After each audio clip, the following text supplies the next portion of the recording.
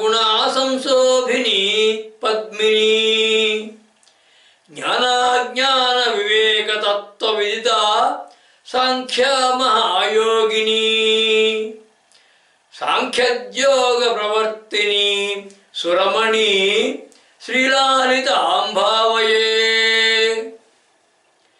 सौभाग्यदायिनी वैभोगकारिणी सुज्ञानधारिणी अज्ञानहारिणी प्रज्ञा प्रभासिनी ఆనందవర్ధిని అయినటువంటి ఆ సర్వప్రియ భావినికి శతసహస్ర వందనాలు. ఈ లలితాసుధాలహరి పరంపరలో స్మార్త కర్మల యొక్క ప్రాధాన్యత ఫలాలు వివరించడం జరిగింది కింద నామాల వరకును. పంచమ మాతృక వారాహి స్వరూపమైనది పంచమీ అని, పంచభూతాలకి తత్వాలకి అధినేత్రి పంచభూతేసి అని, 5 ఉపచారాలతోటి సేవింపబడేది పంచసంఖ్యోపచారిణి అని, నిత్య నిరంతర శాశ్వతమైనది అని, శాశ్వతమైన ఈశ్వరతత్వము ఐశ్వర్యం కలిగింది, శాశ్వత ఐశ్వర్య శాశ్వతి శాశ్వత ఐశ్వర్య అని, భక్తులకి సుఖశాంతులను ప్రసాదించేది శర్మదా అని, నిరంజనుడైనటువంటి పరమశివుని యొక్క మోహపెట్టేటువంటి పరమశివుని కూడా మోహపెట్టేటువంటి అపూర్వ సౌందర్య నిధి జగన్మోహిని స్వరూపిణి శంభుమోహిని అని దేవిని అభివర్ణించాయి కిందటి కొన్ని నామాలు. ఆ తర్వాత సర్వ సృష్టిని ధరించేది పృథ్వీ స్వరూపమైనది హిమవంతుని పుత్రిక కృతార్థురాలు ఈశ్వరత్వాన్ని సంపద కలిగినది ధరాధరసుధాధన్య అని, 4 చింతల్లో ధన్య చింతాస్వరూపిణి అని, శ్రీచక్ర స్వరూపిణి అని, ధర్మిణి ధర్మస్వరూప స్వభావాలు తానే అయినది అని, ధర్మమూర్తి సకల ధర్మస్వరూపిణి ధర్మములను వర్ధిల్లేట చేసేది ధర్మవర్ధిని అని, లోకాతీత లోకాలకి జీవులకి గుణాలకి అన్నిటికీ అతీతంగా ఉండేది లోకాతీత గుణాతీత సర్వాతీత ఇంద్రియ నిగ్రహం తన స్వరూపమైనది శమాత్మిక శాంతరసస్థితి స్వరూపిణి పరబ్రహ్మ యొక్క శమస్థితి స్వరూపమైనది ఆనంద స్వరూపిణి అద్వైత శివస్వరూపమైనదిగా దేవిని అభివర్ణించాయి కింద 9 నామాలను. వాటిలో విశేషం సృష్టికారక భారక ధారక వ్యాపక పోషక కృత్యాలని నిర్వహిస్తోంది దేవి అని, అలా నిర్వహిస్తూ కూడా పరబ్రహ్మ భావానుభూతిని కూడా పొందుతున్నది అనేటువంటి దేవి యొక్క నైపుణ్యము సామర్థ్యము అగణ్యం చెప్పడం దాని ఉద్దేశం. అగ్రగణ్యం అటువంటి ఆ లక్షణాలు చెప్పడం ఆ నామాల యొక్క ఉద్దేశం. అటువంటి అగ్రగణ్యమైనటువంటి దేవి యొక్క రూప స్వభావ వికాసాలను వివరిస్తున్నాయి వచ్చేటటువంటి కొన్ని నామాలు. వాటిలో మొదటిది బంధూక కుసుమప్రఖ్య అనే నామం. ఈ బంధూక కుసుమప్రఖ్య అనే నామానికి అర్థం బంధూక కుసుమ అంటే మంకెన పువ్వు కాంతితో ప్రకాశించేది అని అర్థం. ఇంతకుముందు పుష్పం అని చెప్పుకొచ్చారు. ఆ జపాపుష్పం అన్నా మంకెన పువ్వు అన్నా ఒకటే, బంధూక కుసుమం అన్నాను. దీని యొక్క భావార్థ శ్లోకం ఉజ్జద్భాను ప్రభాస వర్ణ కరితత్పుష్పాంగ రాగాయుత విజ్ఞానాత్మక ప్రజ్ఞ సంయుత వికాస భాసమానాన్విత యోగ సాధనమగ్న మానస సుమద్బంధూక ప్రఖ్యాద్భుత సర్వసృష్టి వికాస కాంతి కలిత సిడ్నీపురీ శారదా ఉజ్జద్భాను ప్రభాస వర్ణ కలితత్ పుష్పాంగ రాగాయుత అన్నారంటే ఉదయ సూర్యుని యొక్క కాంతి వంటి రంగు కలిగినటువంటి పుష్పం అటువంటి శరీరం కలిగినది, శరీర వర్ణం కలిగినది. విజ్ఞానాత్మక ప్రజ్ఞ సంయుత వికాసాభాసమానాన్విత అన్నారంటే విజ్ఞానం నిండినటువంటి ప్రజ్ఞతో కూడినటువంటి వికాస ప్రకాశాలు కలిగినటువంటిది. యోగ సాధనమగ్న మానస సుమద్బంధూక ప్రఖ్యాద్భుత అన్నారు. అంటే యోగ సాధనలో నిమగ్నమైనటువంటి మనసు దర్శించేటటువంటి ఈ మంకెన పువ్వు వంటి అద్భుత కాంతితో ప్రకాశించేది. సర్వసృష్టి వికాస కాంతి కలిత అన్నారంటే సృష్టి అంతటినీ కూడా వికసింపజేసేటటువంటి కాంతి కలిగినటువంటి ఈశ్వరి.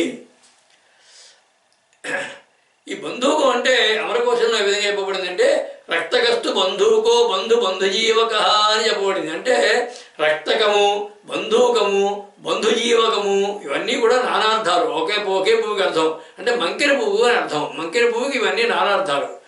అలా వికసించినటువంటి మంకెన పువ్వు ఉదయించేటువంటి సూర్యుని కాంతి కలిగి ఉంటుంది అది. కాబట్టి అటువంటి ఉదయించే సూర్యకాంతిని వరే అరుణవర్ణంలో ఉంటుంది. కాబట్టి ఆ వర్ణంలో భాషించే దేవి అని భావం. జపాకుసుము, బంధువుకుసుము, మంకెన పువ్వు ఇవన్నీ కూడా ఒకే పుష్పాన్ని సూచిస్తాయి. ఇందాక చెప్పినట్టుగా ఆ పుష్పవర్ణపు కాంతులు కలిగిన దేవి అని భావం. ఇంతకు ముందు చెప్పుకున్నట్టుగా చిదకినకుండ సంభూత అటువంటి దేవి అగ్నివర్ణం, అరుణవర్ణం ఉంది చెప్పడం జరిగింది ఇదివరకు. ఆ అరుణవర్ణం కలిగినటువంటి మంకెన పువ్వు రంగులో ఉండే దేవి అని భావం. అలాగే దేవిని రజాదేవిగా అరుణవర్ణంతో భావన చేయడం యోగ సాధనలో ఒక భాగం.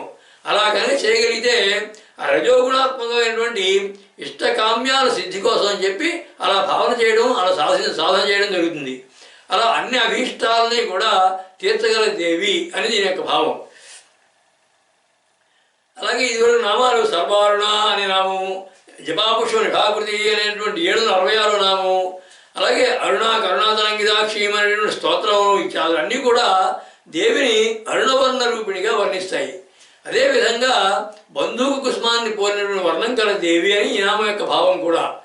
ఆ విధంగా బంధువు కుసుమము, జపాపుష్పము, ఉదయించే సూర్యుని యొక్క కాంతి ఇవన్నీ కూడా అరుణవర్ణంలో ఉంటాయి. కాబట్టి ఆ అరుణవర్ణంలో ప్రకాశిస్తూ ఉన్న దేవి దీని యొక్క భావం.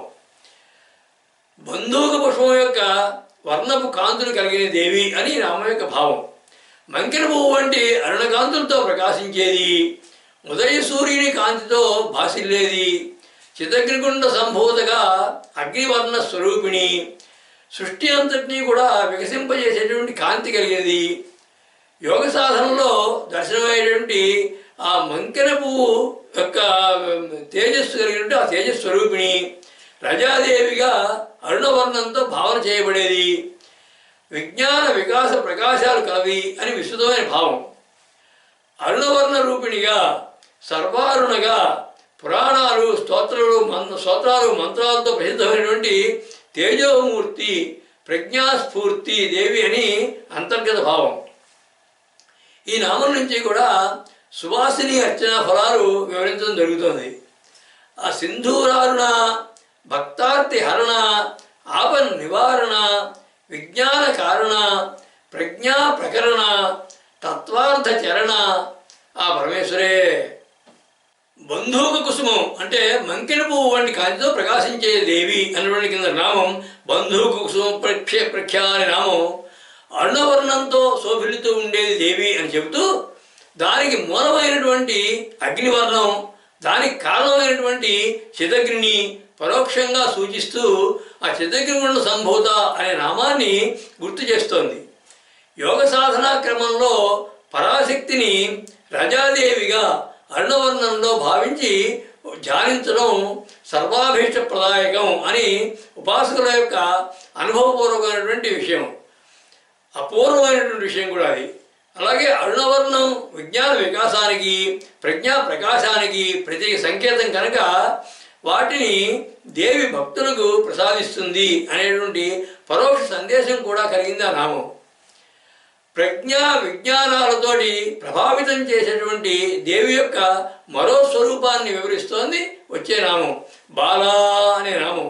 ఇది అద్భుతమైన నామం, బాలా అనే నామం. బాలా అంటే బాలా స్వరూపంగా ఉండేది అని అర్థం.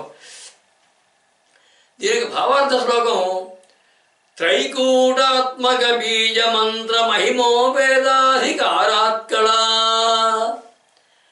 దుర్గాఖ్య నవవర్ష శోభిత కుమార్యౌదార్య శోభత్కళా బండద్దైత్య వినాశ కారణ పరాశక్తి ప్రకాశాత్కళా బాలా శీల గుణాన్వితద్భుత కళా సిడ్నీపురీ శారదా.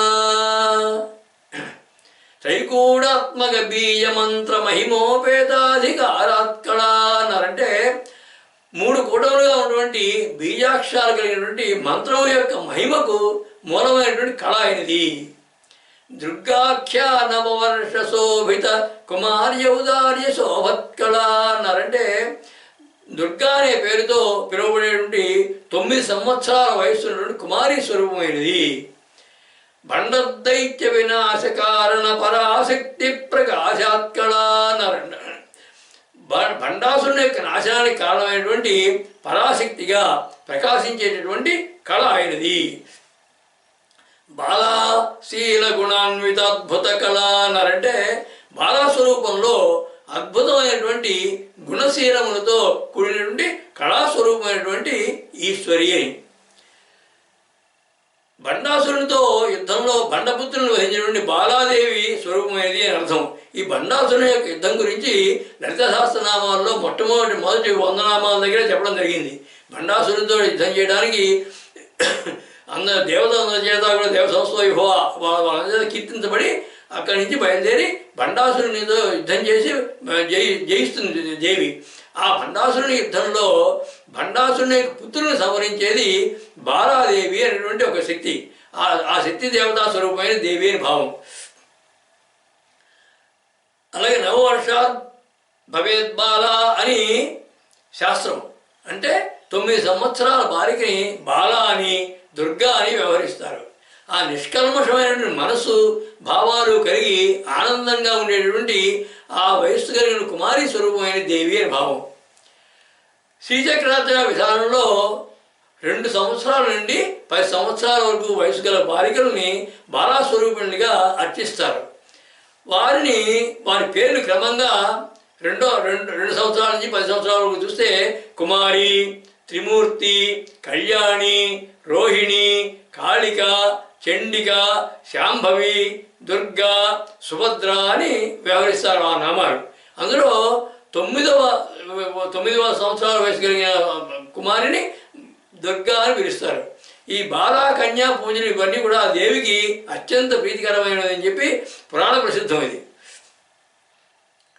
అలాగే బండపుత్ర సంయుక్త బాలా విక్రమణ నందిత అనే నామ వివరణలో బాలాదేవతా శక్తిని గురించి మరింత వివరంగా చెప్పబడింది. అక్కడ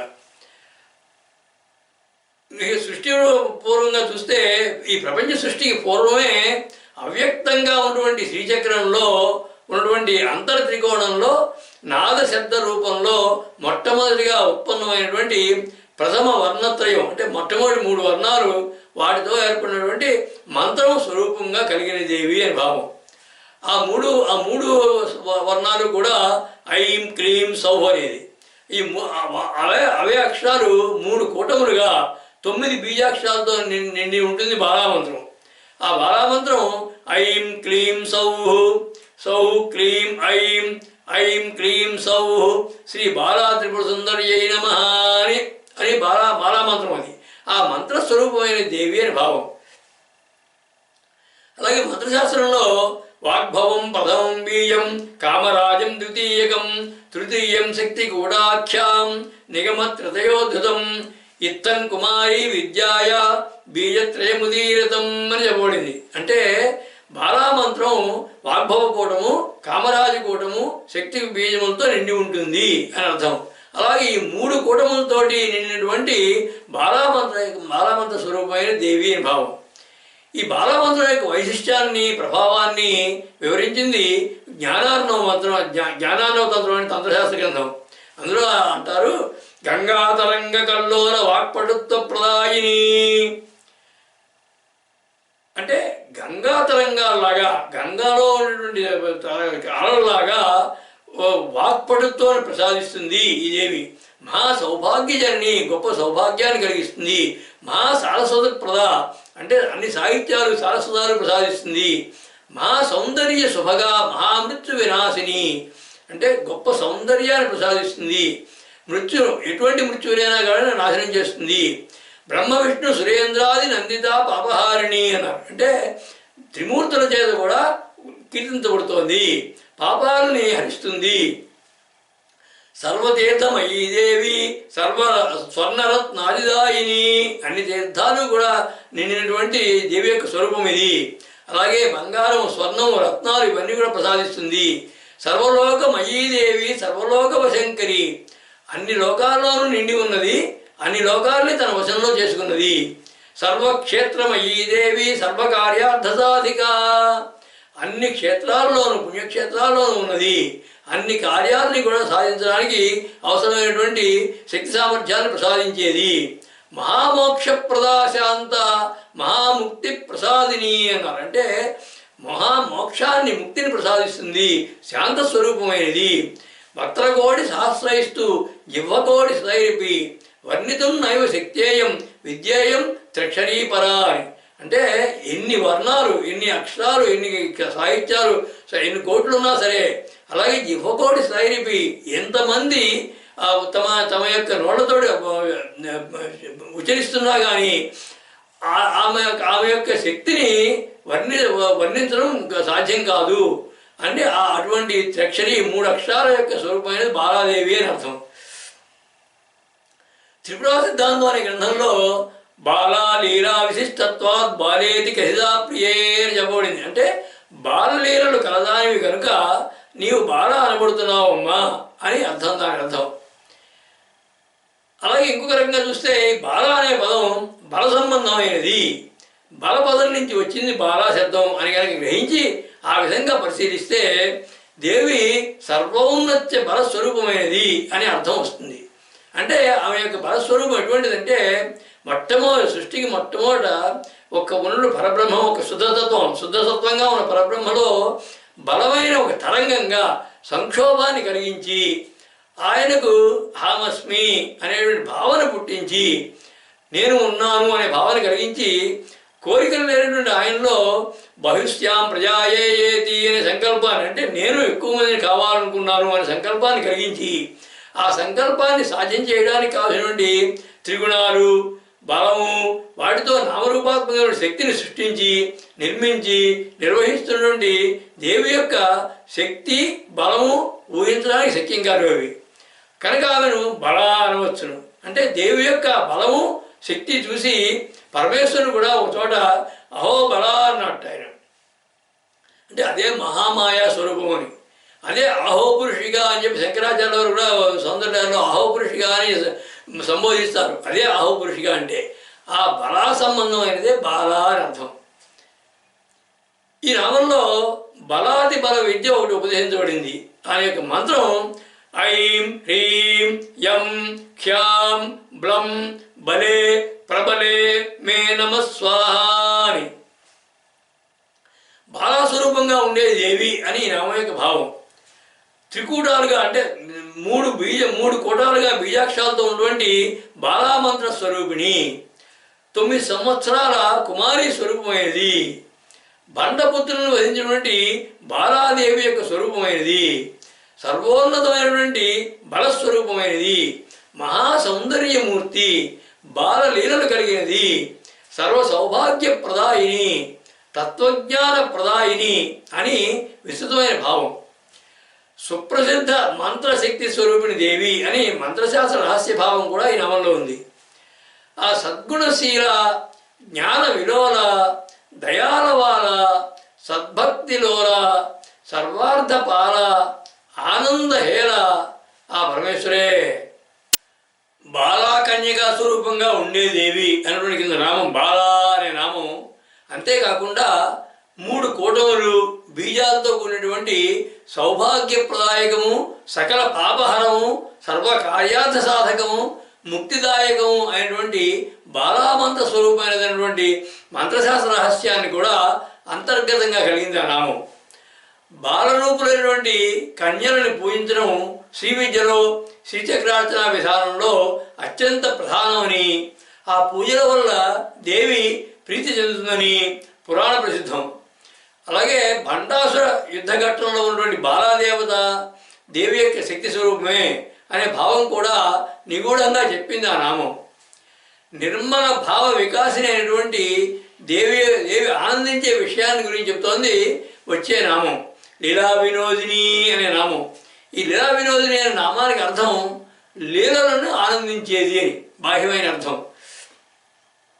దీని యొక్క భావార్థ శ్లోకం విశ్వన్నాటక క్రీడలోలన భవానంద కళాలాసిని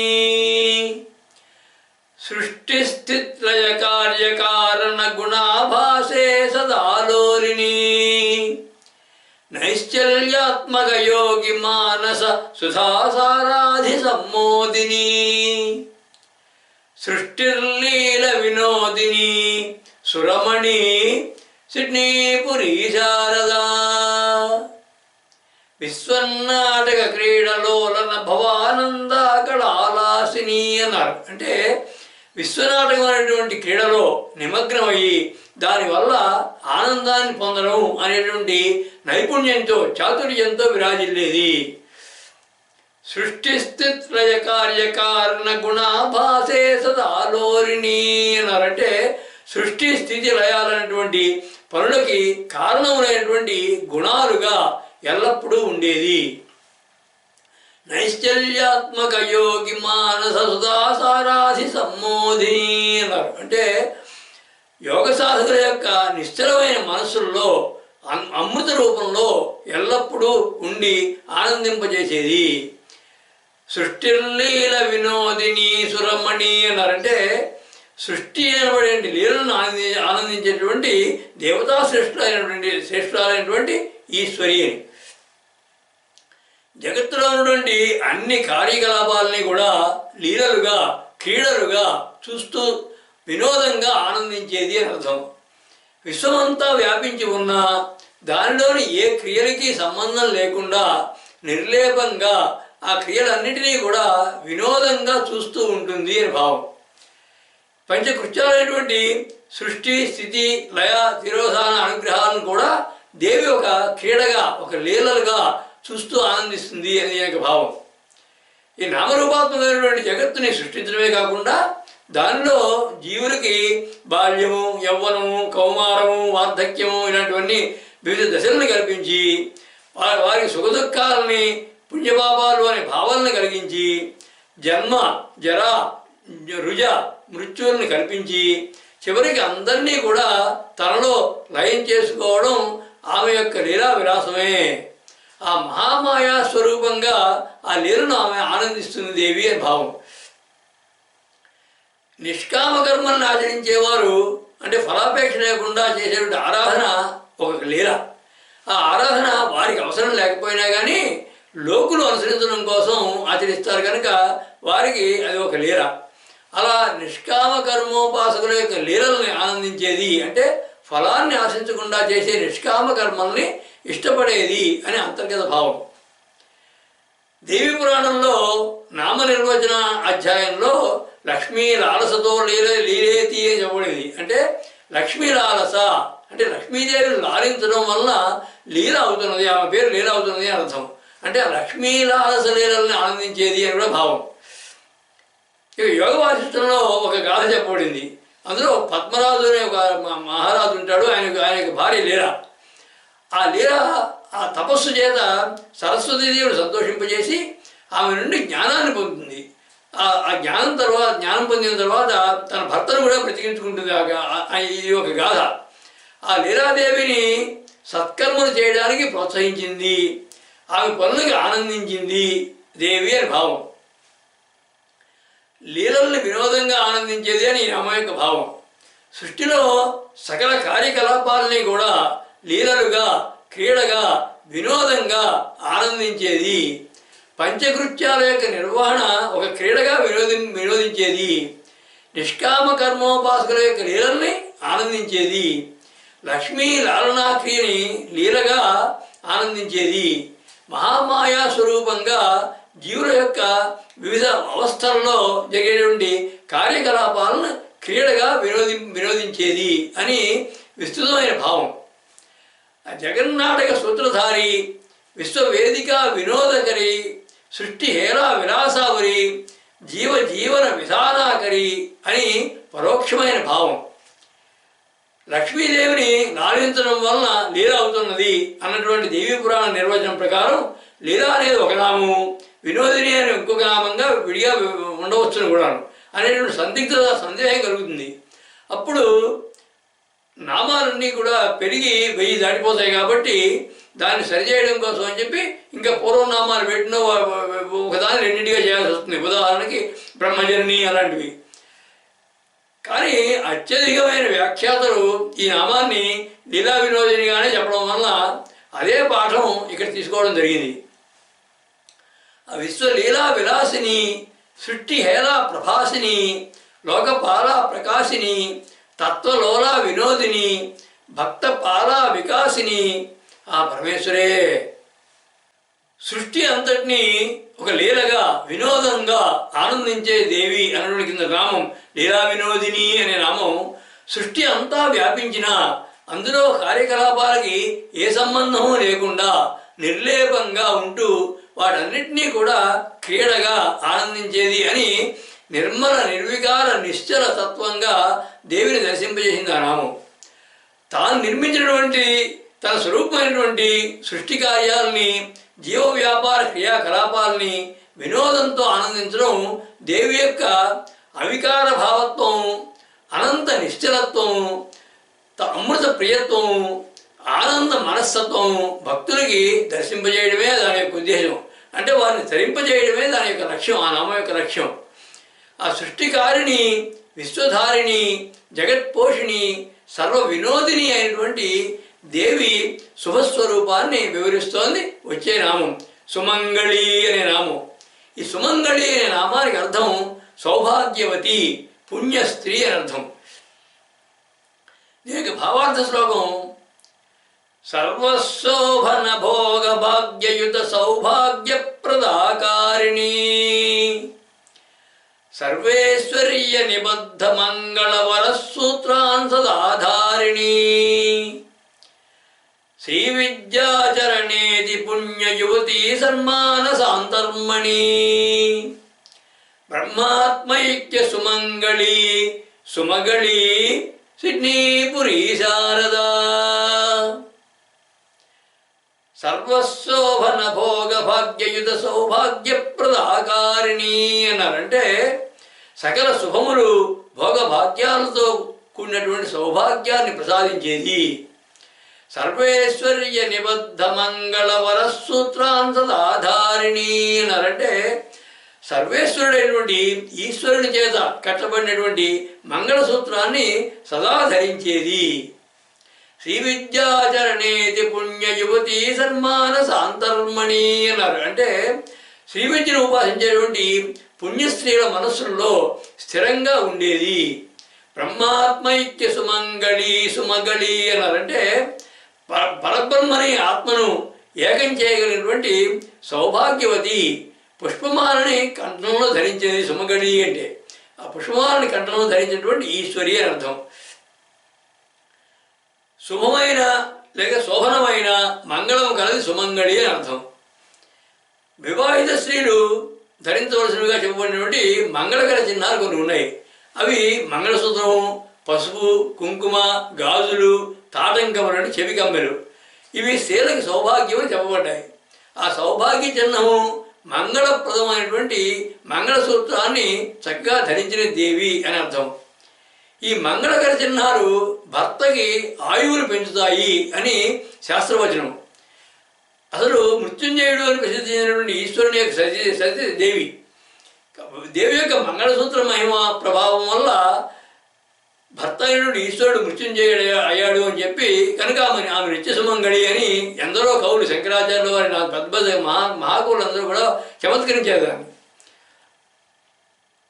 అలాగే విష్ణు పురాణంలో అశుభాన్ని నిరాచష్టే తనోది శుభసంతతిం స్మృతి మాత్రేణ యత్పుంసాం బ్రహ్మతం మంగళం విదుహు అని చెప్పబడింది. అంటే ఏ పరాశక్తిని స్మరించినంత మాత్రాన స్మృతి మాత్రేణ దౌర్భాగ్యాలు అశుభాలు నశించి శుభాలు అధికంగా కలుగుతాయో అదే పరబ్రహ్మ, అదే మంగళ స్వరూపము అని తెలుసుకొనుడు అనే అర్థం. అంటే మంగళము అంటే పరబ్రహ్మ అనే అర్థం కనుక పరబ్రహ్మను చక్కగా కలిగినది, సుమంగళి అంటే చక్కగా కలిగినది అని అర్థం. అలాగే శ్రీ విద్యోపాసకులైనటువంటి పుణ్యస్త్రీల స్వరూపంగా ఉండేది దేవి అని కూడా భావం.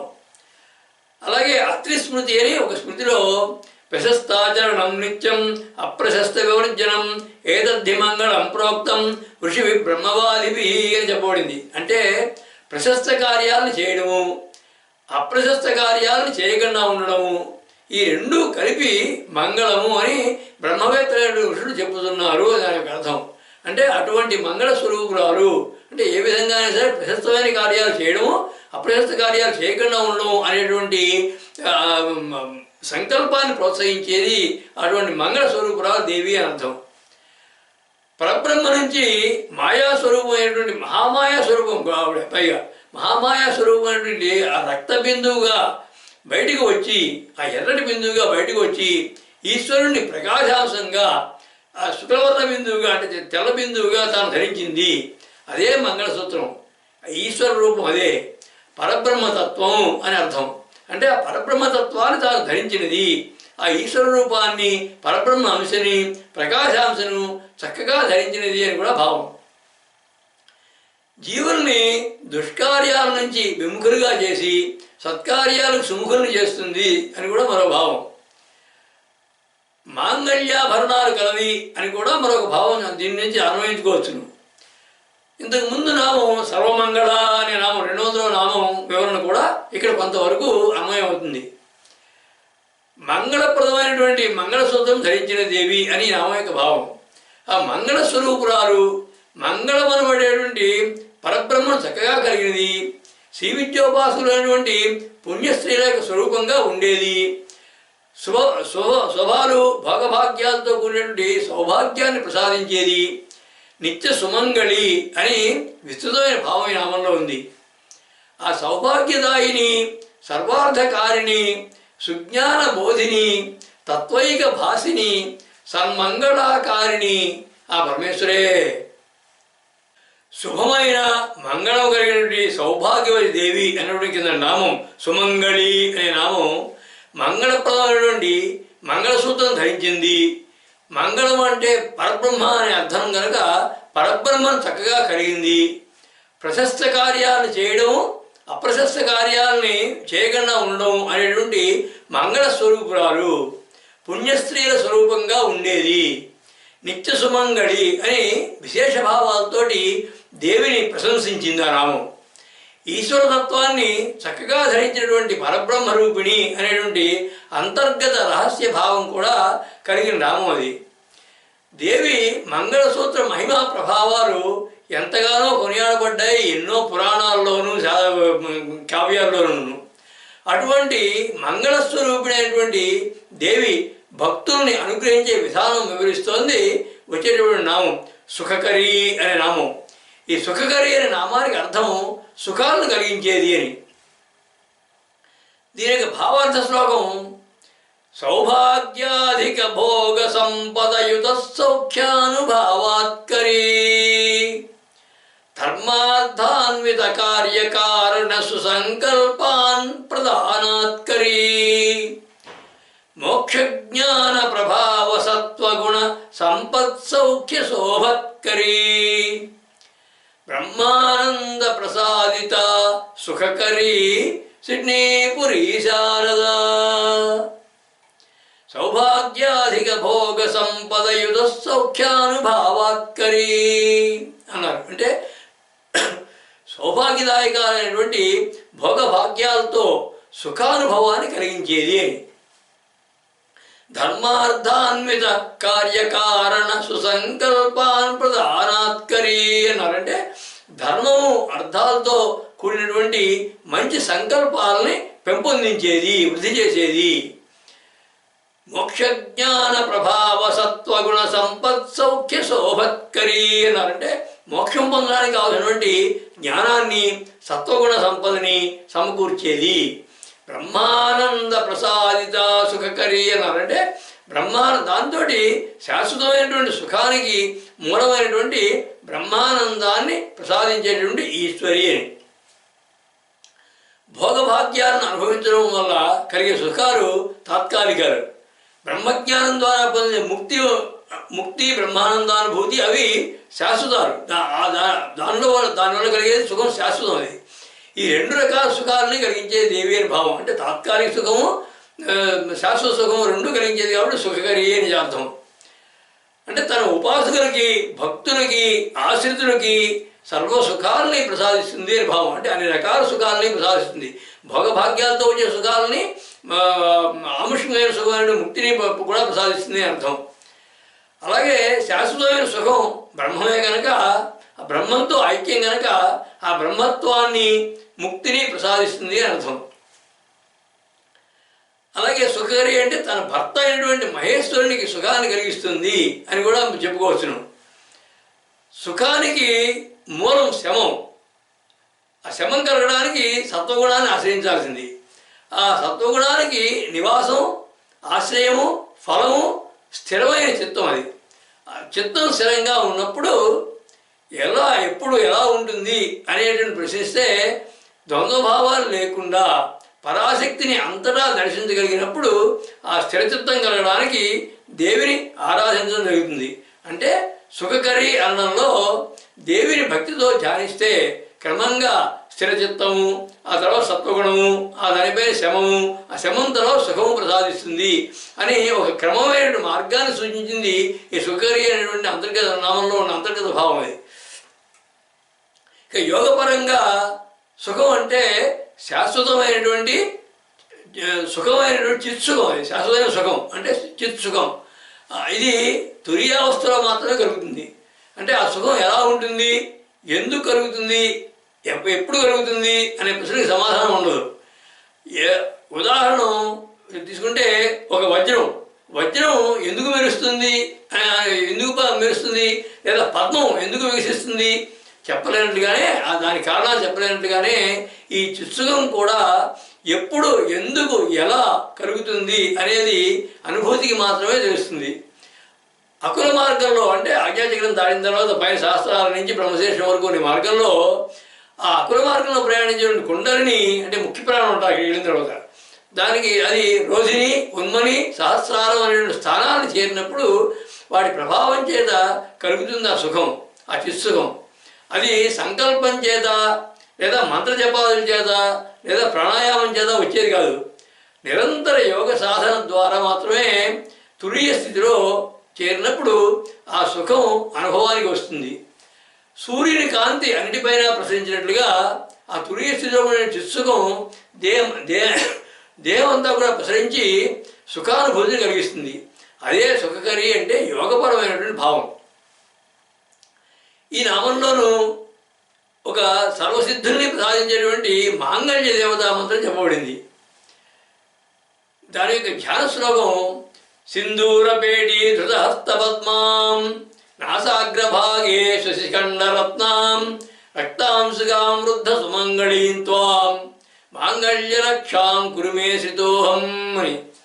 దాని యొక్క మంత్రం ఐం హ్రీం శ్రీం సువః స్త్రీం సుమంగళి సుఖకర్యై నమః అని. సుఖాలను కలిగించే దేవి అని నామం యొక్క భావం. తాత్కాలిక సుఖాలు, శాశ్వత సుఖాలు అన్నింటినీ కూడా కలిగించేది, బ్రహ్మత్వాన్ని, ముక్తిని ప్రసాదించేది, భక్తులకి, ఆశ్రితులకి సర్వ సుఖాలని ప్రసాదించేది, పరమేశ్వరునికి సుఖాన్ని కలిగించేది, ఐహిక భోగ సుఖ ప్రసాదిని అని విస్తృతమైన భావం. మోక్ష జ్ఞానాన్ని, సత్వగుణ సంపదని సమకూర్చేది, తురీయ స్థితిలో చిత్సుఖానుభూతిని కలిగించేది, బ్రహ్మతత్వాన్ని ప్రసాదించేది అని యోగపరమైనటువంటి విశిష్ట భావం ఈ నామంలో ఉంది. ఆ చిత్సుఖకరి, సౌభాగ్యకరి, సద్భావకరి, సద్ధర్మచరి, సుజ్ఞానవరి, తత్వార్థధరి ఆ పరమేశ్వరే.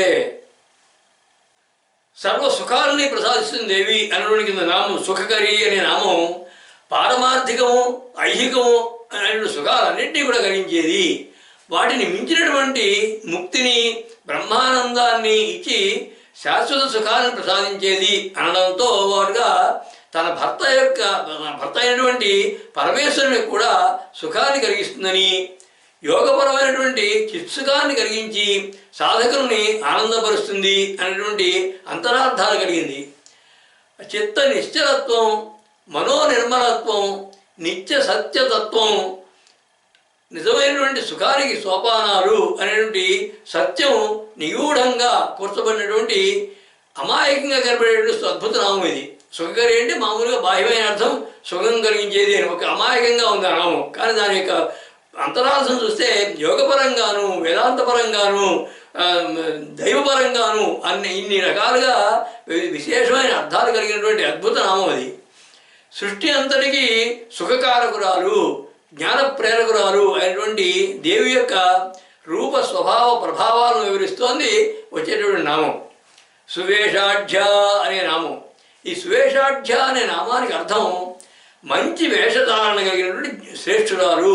ఆఢ్య అంటే శ్రేష్ఠురాలు, సువేష మంచి వేషం కలిగింది అంటే మంచి వేషధారణ కలిగింది, శ్రేష్టమైనది అని.